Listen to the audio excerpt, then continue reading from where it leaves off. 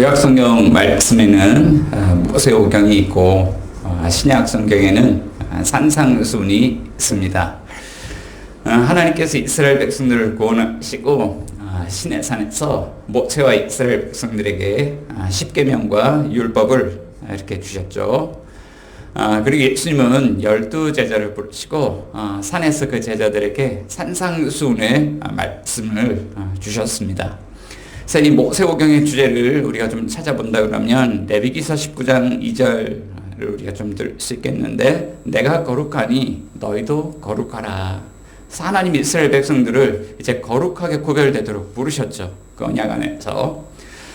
그리고 산상순의 주제를 우리가 찾아본다 그러면 너희는 세상의 빛과 소금이니 이 세상 가운데 빛과 소금으로 살라. 그래서 이 어둡고 부패한 세상 속에서 교회가 빛을 발하고 또 이 세상이 부패하지 않도록 짠맛을 내고, 그래서 이 세상 가운데 그런 구별된 그런 삶을 살아가라 하나님 그렇게 말씀하고 있습니다. 자, 여기에 우리 교회의 존재 목적이 있는 것이죠. 우리 교회는 세상과 분리된 채로 나 혼자 살아가는 존재가 아니에요. 교회는 세상 속에 세상과 더불어 함께 살아가는 존재입니다. 자, 함께 더불어 살아갈 때에 이 교회는 세상 문화에, 그런 죄악된 문화에 동화되어서 살아가지 않고, 그렇다고 해서 세상과는 따로 분리가 되어서 우리 교회는 이제 우리만 따로 이렇게 새로운 문화에서 살아갈 거야, 그렇게 하지 않고 이 어두운 세상 속에 들어가서 빛을 바르고 짠맛을 내면서 이 세상의 이 어두운 이 문화, 약한 이 문화를 그리스도의 문화로 문화를 변형하는, 우리가 그걸 반문화 공동체라고 이야기를 하거든요. 하나님 우리 교회를 반문화 공동체로, 그런 하나님 나라의 구별된 백성으로 우리를 부르시는 것이죠. 자, 오늘 본문은 마태복음에서는 산상수훈이라고 부르고 누가복음에서는 평지수훈이라고 이야기를 하는데, 예수님께서 12제자를 부르시고 그들을 사도로 임명하시고 그들에게 이 첫 번째 가르침이에요. 머리끌과 같은 겁니다. 그때 이야기하는 것이 사복사화에 대한 가르침입니다. 오늘 본문을 두 단락으로 나눌 수 있는데 20절부터 23절까지는 복 있는 사람에 대한 이야기, 24절부터 26절까지는 화 있는 사람에 대한 이야기예요. 자, 복 있는 사람, 어떤 사람이 복이 있을까요? 가난하고 줄이고 울고 인자로 말미암아 고통당하는 사람이 복이 있다. 어떤 사람은 그런 화가 있을까요? 부유하고 배부르고 웃고 또 모든 사람에게 칭찬받는 사람은 화가 있다. 자, 이 말씀을 그냥 표면적으로만 말씀 읽어보면 이런 생각이 듭니다. 자, 부유하고 배부르고 웃고 칭찬받는 사람은 화가 있고, 가난하고 줄이고 울고 인자로 말미암아 고통당하는 사람이 복 있는 사람이라면 우리는 어떻게 살아가야 될까? 자, 처음부터 가난했던 사람은요, 그냥 가난하게 살아라 이렇게 들려요. 그리고 부자였던 사람은 너희 소유를 다 팔아서 다른 사람들에게 나눠주고 가난하게 되어라 라고 들려요. 자, 만약에 이 말씀을 우리가 듣는다고 생각해 볼게요. 가난한 분들이 안 그래도 살기 힘들어 죽겠는데 이 말씀을 듣고 보면 뭐요? 계속 가난하게 살라고요? 계속 이 힘든 삶을 살라고요? 이렇게 들려요. 또 삶이 부유했던 사람들은 이제 먹고 살만한데 뭐요? 다시 그 힘든 시절로 돌아가라고요? 그럼 우리 인생에는 삶이 희망이 보이질 않는데요? 이렇게 힘든 삶을 살려고 그러면 예수 믿는 거는 별로 안 좋은 것 같아요. 저 예수님 안 믿고 싶어요. 그런 신앙생활이라면 안 하고 싶어요. 이렇게 반응하지 않겠습니까? 자, 한번 이렇게 오늘 본문이 우리에게 묻고 있습니다. 여러분들은 왜 예수를 믿습니까? 여러분들의 신앙생활을 하는 이유는 무엇입니까? 자, 예수님께서는 이 산상순, 평지순의 머리끌 같은 서두에서 이 사복사화를 가르치고 있습니다. 그러면 오늘 본문 속에 가지고 있는 그런 이 본문의 의미가 무엇일까? 본문의 메시지가 무엇일까? 오늘 우리 한번 이 메시지를 좀 한번 살펴볼 필요가 있는 거죠. 자, 오늘 첫 번째 메시지입니다. 우리 같이 한번 읽어볼게요. 시작. 그리스도인의 삶이란 고난 중에도 희망의 끈을 놓지 않는 삶입니다. 그리스도인의 삶은 고난 중에도 희망의 끈을 놓지 않는 삶이에요. 이게 오늘 본문의 메시지죠. 자, 한번 따라해 볼게요. 고난 중에도 희망은 있습니다. 네, 우리 옆에 분들 한번 지그시 바라보면서 사는 게 얼마나 힘들어요. 그 고난 중에도 희망은 있습니다. 우리 따뜻하게 손 한번 잡아봅시다. 고난 중에도 희망은 있습니다. 다 잡으셔야죠. 자, 질문 하나 드려보겠습니다. 여러분은 그리스도인이 된다는 것의 의미를 어떻게 생각하십니까? 자, 두 가지 물어볼게요. 첫 번째는 예수 믿는다는 것은 이 세상의 모든 고통의 문제로부터 자유하게 되는 것이다. 1번. 2번은 아니다. 예수 믿어도 고통의 문제가 우리에게 찾아온다. 자, 1번, 2번 어떻게 맞을까요? 1번. 자, 2번. 2번이 맞네요. 아, 그래요. 참, 똑똑하신 분들이 설교자의 마음을 너무 잘 알고 계셔. 네, 예수 믿어도 고통의 문제가 찾아와요. 자, 오늘 본문이 그것을 이제 보여주고 있는데, 오늘 본문 안에 두 부류의 사람이 등장합니다. 한 부류는 복 있는 사람들, 또 한 부류는 화 있는 사람들이에요. 자, 어떤 사람들인지 한번 좀 살펴볼게요. 자, 20절부터 23절까지 제가 너무 길어가지고 23절 한 구절 뺐는데, 연두색 글씨를 보면은 20절에는 복 있는 사람, 예수께서 눈을 들어 제자들을 보시고 있을 이런 사람 복이 있다? 가난한 사람 복이 있다. 21절에 지금 줄인 자는 복이 있다. 지금 우는 자는 복이 있다. 22절에 인자로 말미암아 미움당하고 또 소외를 당하고 능욕당하고 버림당하는 사람 복이 있다라고 이야기하죠. 이 마태복음에서는 심령이 가난한 자는 복이 있나니 그래요. 마음에 가난한 사람, 영적으로 가난한 사람, 도저히 자기 의로는 하나님 앞에 구원받을 소망이 없는 사람, 영적으로 파산한 사람, 마음이 가난하고 영적으로 가난한 사람이죠. 근데 누가복음은요, 진짜 가난한 사람이에요. 찢어질 정도로 가난한 사람이에요. 그래서 단 한순간도 하나님을 의지하지 않고는, 누군가의 도움을 의지하지 않고는 살아갈 수 없는 사람. 그러니까 이 사람이 다 한 사람인데요. 21절에. 그렇기 때문에 지금 배가 고파요. 그런데 배만 고픈 게 아니에요. 병원 가려고 그러면 병원비가 없어요. 아이들 가르치려고 그러면 교육비가 없어요. 집세 낼 돈도 없어요. 전기세 낼 돈도 없어요. 옷 사입으려고 그래도 옷 사입을 돈도 없어요. 그러니까 삶의 모든 영역에서 배고픈 사람. 근데 지금이라고 강조하고 있잖아요. 우리 삶은 항상 현재형입니다. 사는 게 항상 이렇게 고달프고 힘들고 결핍의 순간들이에요. 얼마나 고달파요. 그러니까 지금 뭐합니까? 지금 울죠. 이거는요, 조용하게 흐느끼면서 오는 눈물이 아니에요. 상실에서 오는 아주 고통스러운 울부짖음입니다. 사업이 부도가 났어요. 애를 학교 보내야 되는데 학교 못 보내겠어요. 지금 당장에 뭘 좀 식구들에게 먹여야 될 텐데 먹일 것도 없어요. 그러니까 지금 막 하나님 앞에서 통곡하며 울 수밖에 없어요. 그런데 이 사람들은 또 어떤 사람이냐면 인자로 말미암아, 예수 믿는 사람들이에요. 인자로 말미암아 사람들로부터 미움당하고 멀리함을 당하고 또는 모욕당하고 능욕당하고 버림을 당하죠. 그러니까 살아가는 게 이렇게 고달픈 사람들이에요. 근데 이 사람들 복이 있대요. 자, 24절부터 26절까지 보면 또 그 반대편에 있는 사람들입니다. 그러나 화 있을진저 너희 부요한 자가 화가 있다. 자, 이 사람들은요, 부를 축조하는 사람들입니다. 힘이 있는 사람들입니다. 그러니까 힘이 있다 보니까 다른 사람들에게 막강한 영향력을 행사하는 사람들이죠. 권력형 인간입니다. 단지 돈이 많은 게 아니에요. 권력형 인간입니다. 그런데 얼마나 많은 부를 쌓아놓았는데 지금 배가 불러요. 단순하게 먹을 것이 많아서 냉장고가 가득 차서 배부른 게 아니죠. 이 사람들은요, 여행 가는데도 조금도 부족함이 없습니다. 또 아이들 교육시키는데도 부족함이 없어서 해외로 다 유학도 다 보내요. 먹는 거 호요시갑니다. 입는 거, 사는 거, 땅도 얼마나 많은지, 삶이 모든 것이 풍족합니다. 그러다 보니까 하나님 없이도 이들은 살아갈 수가 있죠. 그러니까 이 사람들은 어떻게 하면 지금 웃습니다. 이 웃음은 어떤 마음이 참 평화롭고 기뻐서 웃는 웃음이라기보다는, 여기서 웃음이 두 가지 웃음이 나오는데 서로 다른 개념을 가지고 있어요. 다른 거 달라요. 지금 웃는 자, 성공한 사람이 이렇게 세상을 내려다보면서 웃는 거예요. 조롱합니다. 비웃습니다. 어떻게 사람들이 저렇게 이제 힘들게 살아가는지 그들을 비웃으면서 이렇게 교만한 마음으로 웃습니다. 그런 웃음이에요. 그러니까 이 사람 주변에는 모든 사람들이 좋은 말만 해줍니다. 이 칭찬이 좋은 의미인가 하지만 그렇게 좋은 의미가 아니에요. 아부하는 사람들밖에 없어요. 좋은 이야기만 들려줍니다. 그러니까 권력에, 삶의 안정에, 또 성공에, 그 사람들로부터 인정받는 그런 인정에 그런 걸로 배가 부른 그런 사람들이죠. 자, 우리는 보통 이렇게 생각을 합니다.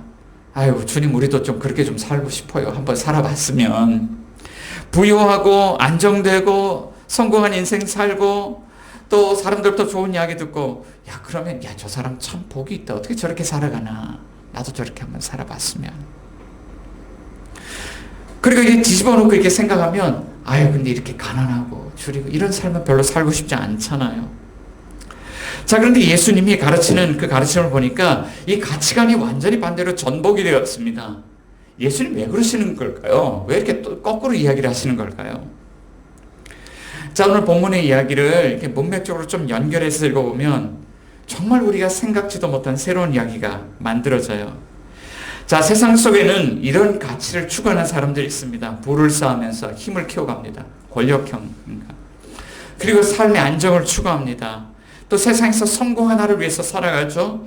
그리고 사람들도 좋은 그런 인정을 받으며 살아갑니다.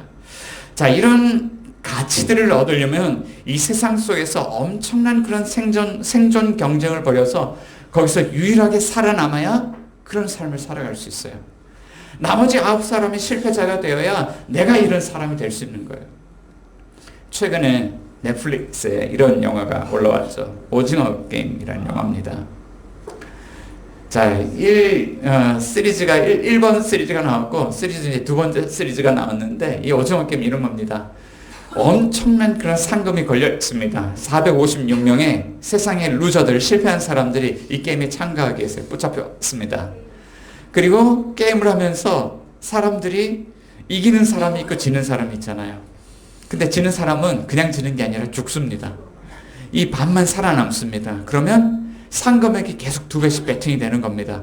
엄청난 상금액이 기하급수적으로 올라가기 시작하죠. 근데 이런 사람들이 있어요. 자꾸 죽어나가니까 이제 우리 이거 그만하면 안 돼요? 이거 가지고 우리 나눠가지고 제 것도 그냥 드릴 테니까 더 가지시고 우리 살던 집으로 돌아갑시다. 그런데 이 세상에는 빌런들이 있어요. 악당들이 있습니다. 악역을 맡는 사람들이 있습니다. 무슨 소리예요? 우리가 좀만 더 가면 더 큰 돈을 얻을 수 있는데. 그러면서 이 경기를 끝까지 하자는 사람들이 있죠. 자, 그렇게 생존 경쟁에 살아남아야 큰 것을 얻는 겁니다. 자, 이 이야기는 무슨 이야기냐면, 그렇기 때문에 세상 문화, 세상 내러티브 속에는 이런 일들이 발생하는데, 내가 얻는 부요함은 누군가의 가난을 낳아요. 내가 얻는 삶의 안정은 또 누군가의 불안정을 낳아요.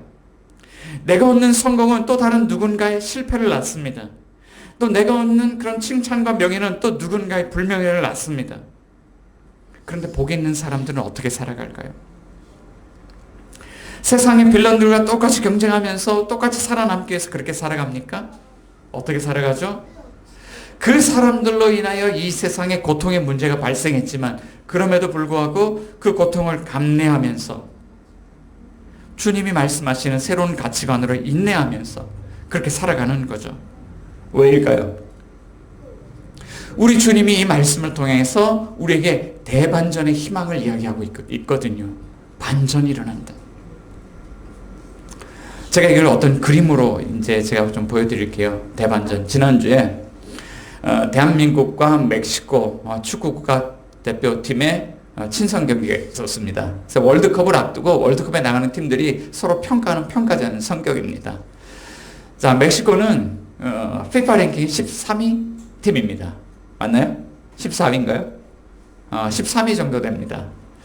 자, 전통적으로는 멕시코가 우리나라를 압도해 왔습니다. 아니나 다를까. 그날도 전반전에 우리가 끌려다니면서 1대0으로 지면서 고전을 펼치고 있었습니다. 그런데 전반전이 끝나고 후반전이 시작될 때 손흥민 선수가 투입이 됐죠. 그리고 동점골을 넣고 오현규 선수가 역전골을 넣습니다. 전반기에 수서였던 분위기가 단숨에 뒤집어져서 공세로 뒤집어졌습니다. 반전이 일어나요. 그리고 후반전은 완전히 우리 대표팀이 이 경기를 주도하기 시작했습니다. 이런 반전이 일어난다. 자, 말씀을 통해서 한번 보죠. 어떤 반전이 일어날까요? 20절부터 23절까지 가운데 보니까 너희 가난한 자는 복이 있나니 하나님 나라가 너희 것이다. 같이 읽어볼게요. 시작. 너희 가난한 자는 복이 있나니 하나님 나라가 너희 것이며 지금 줄인 자는 복이 있나니 너희가 배부름을 얻을 것이며 지금 우는 자는 복이 있나니 너희가 웃을 것이며 인자로 말미암아 사람들이 너희를 미워하며 멀리하고 욕하고 너희 이름을 악하다 하여 버릴 때에는 너희에게 복이 있도다. 그날에 기뻐하고 뛰놀라 하늘에서 너희 상이 큽니다. 하나님 나라가 너희 것이다. 배부를 것이다. 웃을 것이다. 너희가 지금은 고통당하지만 상을 받을 것이다. 자, 그런데 화 있는 사람들도 뒤집어지죠. 자, 읽어볼게요. 그러나 화 있을진저 너희 부유한 자는 너희는 너희 위로를 이미 받았도다. 화 있을진저 너희 지금 배부른 자여 너희는 줄이리로다. 화 있을진저 너희 지금 웃는 자여 너희가 애통하며 울리로다. 모든 사람이 너희를 칭찬하면 화가 있도다. 그들의 조상들이 거짓 선지자들에게 이와 같이 하였느니라. 부유한 자의 너희가 이미 위로를 받았다. 파라클레이토스, 보혜사란 뜻인데 바로 옆에 와서 도와주시는 분이에요. 하나님이 우리 옆에 와서 도와주시잖아요. 성령님을 오시면. 그런데 부유한 자여 너희는 이미 다 받았다. 그러니까 나중에 받을 게 있습니까? 없습니까? 받을 게 없죠. 그러니까 너희는 배고플 거야. 너희는 지금 웃지만 애통하며 울게 될 거야.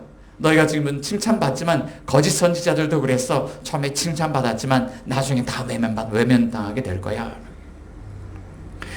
이 그림을 누가복음에서 아주 분명하게 보여주는 누가복음 본문이 있습니다. 누가복음 16장 19절 이하에 보면 부자와 거지 나사로에 대한 이야기가 나와요. 부자는 이 자색 옷을 입고, 자색은 왕이 입는 옷입니다. 이 자색 옷을 입고 호화로운 생활을 즐기며 아주 왕 같은 인생을 살아가요. 그러나 그의 집 대문 앞에는 헐벗고 병들고 굶주린 거지 나사로가 저렇게 쭈그려 앉고 있는데 개들이 와서 그 허른 데를 핥더라라고 이야기를 하고 있죠. 그런데 이들이 어느 날 한날 한시에 죽음을 당했습니다. 그러고 보니까 이 부자였던 이 부자는 지옥불에 떨어져서 저렇게 괴로움을 당하고 있고, 이 거지 나사로는 아브라함과 함께 저렇게 천국에서 정말 왕의 아들의 대접을 받고 있는 거예요. 부자가 도움을 요청합니다. 아버지 아브라함이요, 나사로에게 시켜서 그 손에 물 한 방울만 묻혀서 내 입에 이 혀를 좀 적셔주게 하소서. 안 된다 얘야. 우리가 갈 수도 없지만 너는 세상에 살아갈 때 이미 하나님의 위로를 받았고 다 받았지 않냐. 그러니까 너는 이제 괴로움을 받고, 이 나사로는 그때 괴로움을 받았지 않았냐. 그러니까 지금 하나님의 위로를 받고 있다. 이렇게 얘기를 해요. 자, 이 말씀을 읽어보면 통쾌하죠. 시원합니다. 아, 정말 이런 대반전이 일어났으면 좋겠습니다. 그런데 누군가는 질문해요.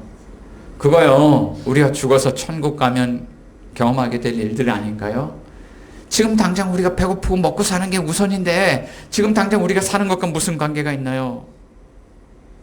눈에 보이지 않는 것을 우리가 어떻게 믿습니까? 이런 걸 어떻게 희망이라고 이야기를 합니까? 자, 풍성한 삶으로의 초대를 책을 쓴 김형국 목사님이 이런 질문을 해요. 눈에 보이지 않는 하나님 어떻게 믿습니까? 친구가 물었습니다. 그랬더니 목사님이 이렇게 고등학교 때 이런 대답을 했대요. 만약에 그러면 하나님이 없다는 것을 네가 증명하면 내가 예수 믿는 것을 포기할게 라고 이야기를 합니다. 자, 하나님이 있다 없다, 이것은요 과학적으로 증명이 가능합니까? 하나님 나라가 있다 없다 과학적으로 증명이 가능합니까? 이것은요 증명할 수 있는 영역이 아니에요. 믿음의 영역입니다. 하나님은 믿는 겁니다. 하나님 나라는 믿음으로 보는 겁니다. 그러니까 아빌라의 테레사는 이렇게 말합니다. 천국에서 보면 가장 비참한 생조차도 불편한 여관에서 지내는 하룻밤처럼 보일 것이다. 천국 가보면 이 땅에서 겪었던 그런 수많은 고난들, 고통들이 그냥 불편한 여관에서 하룻밤쯤 지낸 것처럼 느껴질 거야. 이렇게 얘기를 하죠. 믿음으로 사는 사람은 어떻게 살아갑니까? 고난 중에도 그 믿음으로 하나님 나라를 바라보며 희망을 붙드는 사람이에요.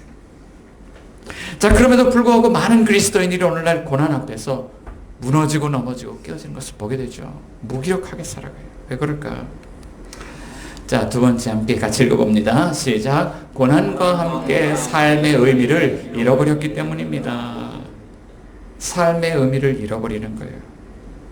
자, 오늘 본문은 복 있는 사람과 화 있는 사람의 삶의 동기가 다른 것을 보여줘. 복 있는 사람의 삶의 동기요. 인자로 말미암아 예수님 때문에 살아요. 그런데 화 있는 사람 어떻게 살아갑니까?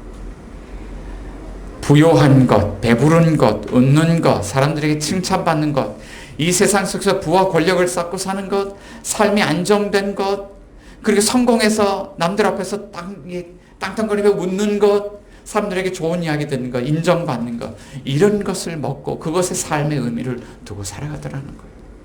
그런데 문제는 삶의 의미를 잃어버릴 때요, 인생에 살아갈 동력을 함께 잃어버리는 겁니다. 왜 살아가야 되는지 삶의 의미를 잃어버리게 되는 겁니다. 자, 제가 뜬금없는 질문 좀 하려고 하는데요. 여러분 라면 좋아하십니까? 저는 먹고 싶은데요. 요즘 배 나올까봐 잘 못 먹어요. 근데 어떤 영화를 보다 보니까요, 이런 라면이 맛있대요. 짜파게티하고 너구리를 함께 끓이면 짜파구리가 되는데 이게 맛있대요. 또 최근에는 열라면과 튀김 우동을 함께 섞어서 끓이면 그게 또 그렇게 시원하고 맛있대요. 먹어보고 싶어요. 그런데 라면을 굉장히 비정상적으로 먹는 사람들이 있더라고요. 한 번에 라면 10봉지, 15봉지를 끓여놓고 혼자서 그걸 다 먹어요. 카메라를 켜놓고. 누가 그렇게 먹습니까? 먹방하는 유튜버들이. 얼마나 심하게 먹냐면요, 그냥 10봉지 먹는 걸로는 만족이 안 되나 봐요. 맵게 먹어보겠습니다. 맵부심. 그래서 청양고추며 뭐 이렇게 스파이시 소스며 뭐 어떤 베트남 고추며 온갖 매운 거 다 때려놓고, 이것도 사실은 이것 가지고 안 되겠죠. 실비김치, 그 맵다고 소문난 실비김치를 탁 그렇게 먹는데 얼굴이 막 시뻘개지면서요, 매워 보여요. 땀이 뻘뻘 나요. 수건으로 땀을 닦으면서 얼음물 갖다 놓고 먹으면서 그걸 막 먹어요. 꾸역꾸역. 왜 저럴까? 근데 보니까요, 구독자가 100만, 200만이에요. 그 먹방 유튜버들의 삶의 의미는 뭘까요? 자, 라면 맛있게 먹는 거, 유튜버 수익금 얻는 거, 또는 구독자 올라가는 거, 그래서 실버, 골드, 다이아몬드 이렇게 올라가는 거. 자, 삶의 의미는 뭘까요? 저는요, 돈도 돈이지만 이 구독자가 늘어가는 거에 삶의 의미가 있지 않을까 싶어요. 만약에 내가 실버에서 골드로 올라갈 수 있다 그러면 어떤 쇼든지 할 수 있죠. 생쇼를 할 수 있어요. 저요, 이번에는 또 새로운 걸 해보겠습니다. 그래서 또 기상천외한 걸 뭔가를 또 보여줄 수도 있겠죠. 그런데 이 사람들에게 최악의 순간이 있습니다. 구독자들이 하나, 둘 떠나기 시작하는 겁니다. 늘어던 구독자들이 하나, 둘 떠나더니 모두가 등을 돌리고 그동안 이 먹방을 통해서 누렸던 인기가 어느 날 어느 순간에 사라지는 겁니다. 돈도 의미가 없습니다. 아무리 맛있는 라면을 가져다 줘도 의미가 없습니다. 살아갈 그런 동력을 잃어버리는 거예요. 자, 그런데 우리라고 자유로울까요? 제가 아까 우리 권사님 만나가지고 되게 기뻤어요. 일산에서 오셨대요. 제가 거의 일산에서 한 10년 정도 이렇게 있으면서, 야, 일산은 나의 새로운 고향이야, 제가 이렇게 생각하는 지역이거든요. 10년간 사역을 하면서 한 1,700명 뭐 이런 큰 교회 있다가 이렇게 나왔는데, 이 의정부에 와서 제가 사역을 하면 이렇게 될 거라고 생각했어요. 나는 너무나 훈련을 잘 받았고 설교도 이렇게 잘하니까 사람들이 알아서 구름대처럼 모일 거야. 교회가 알아서 세워질 거야. 그런데 실제로 개척 현장에 나서 해보니까요, 완전 반대였어요. 아무리 애를 쓰고 노력을 기울여도요, 모이지 않습니다. 교회가 안 됩니다. 그러니까 완전히요, 한 몇 년 동안 있으면서요, 제가 그러기 펀치를 얼마나 많이 맞았는지, 와, 그 우울감, 두려움, 불안감, 그런 삶의 그런 마음, 어려운 힘든 마음들이 제 마음을 이렇게 억누르는 거죠. 성공이라는 그 한 단어가, 여기 오면 성공할 거야 라는 그 단어가 저를 집어삼키는 것을 제가 경험을 했어요. 근데 저만 그럴까요? 데이비드 포스터 월리스라고 하는 미국의 작가고 무신론자인데, 이 사람이 스스로 목숨을 끊었습니다. 이 사람은 그 캐년 대학 졸업 연설 때 모든 사람들은 무언가를 예배한다는 유명한 연설을 남깁니다. 그리고 당신이 예배하는 그것이 결국에는 당신을 집어삼킬 것이다 라는 유명한 그런 연설을 남겼습니다. 여러분들은 어떻습니까?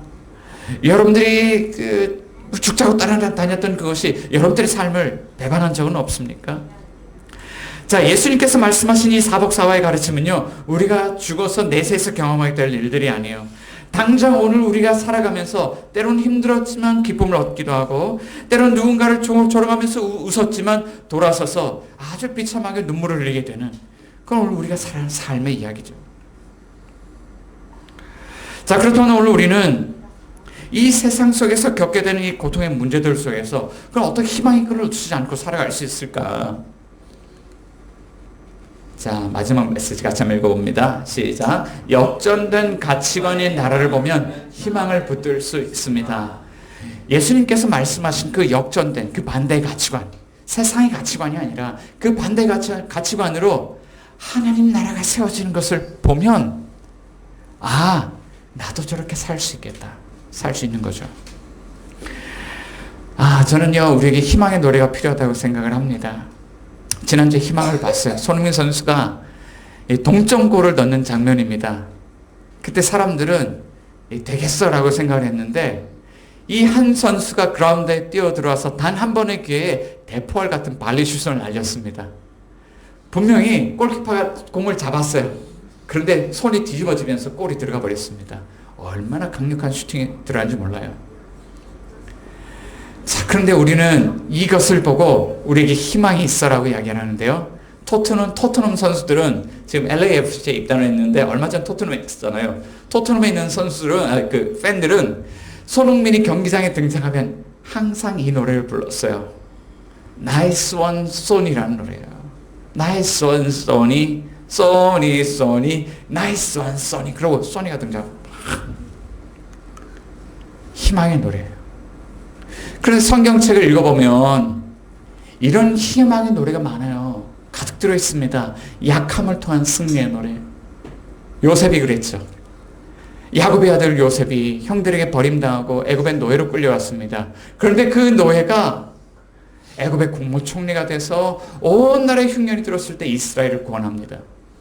또 이런 이야기가 있죠. 소년 다윗이 아버지의 심부름으로 형들에게 도시락 배달하러 갔다가 이 블레셋 장수 골리앗 때문에 이스라엘 나라가 큰 위기에 처했다는 것을 압니다.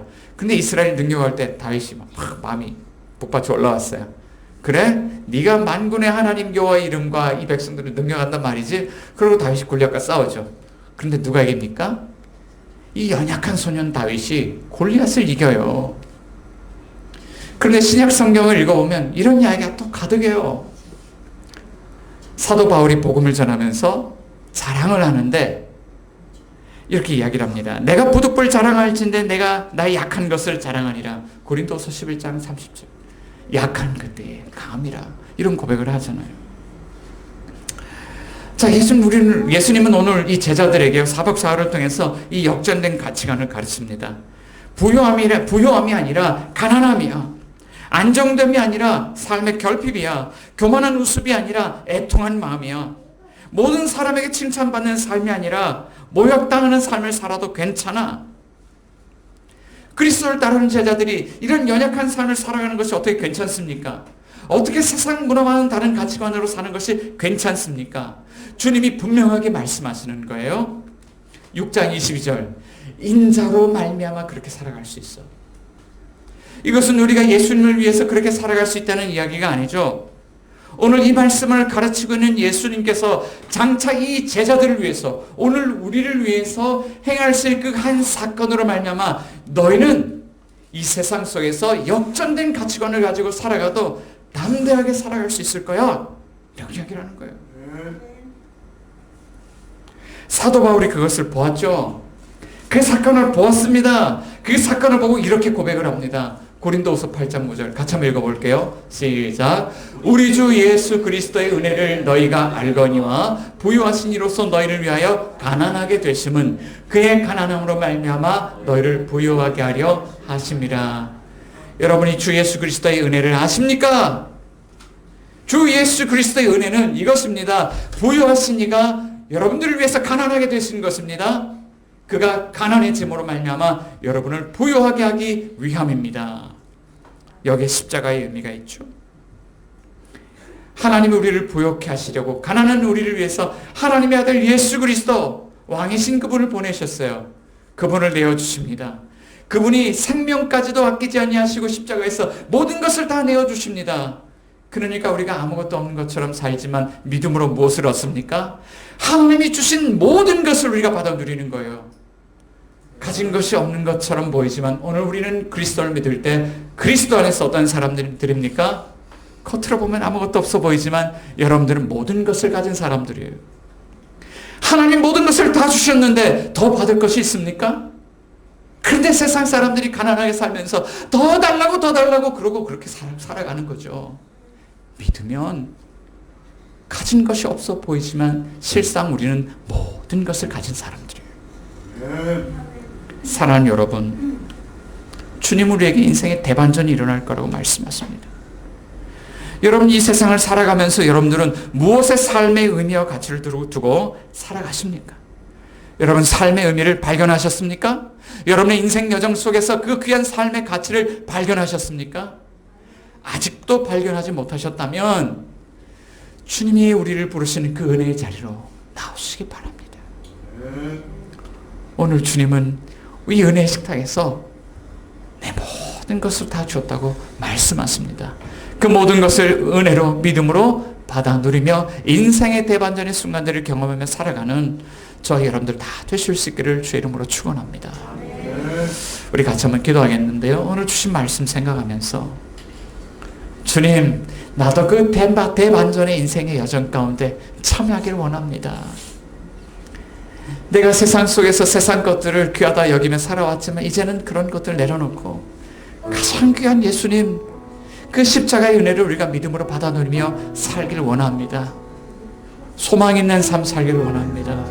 주님 우리에게 주님의 성령을 부어주셔서 믿음 없는 것 도와주시고 믿음으로 살아갈 수 있도록 도와주시고 우리가 성령의 사람으로 예수님의 사람으로 살아가도록 주님 우리를 축복하여 주옵소서. 우리 같이 한번 간절하게 기도하기를 원합니다. 기도하겠습니다.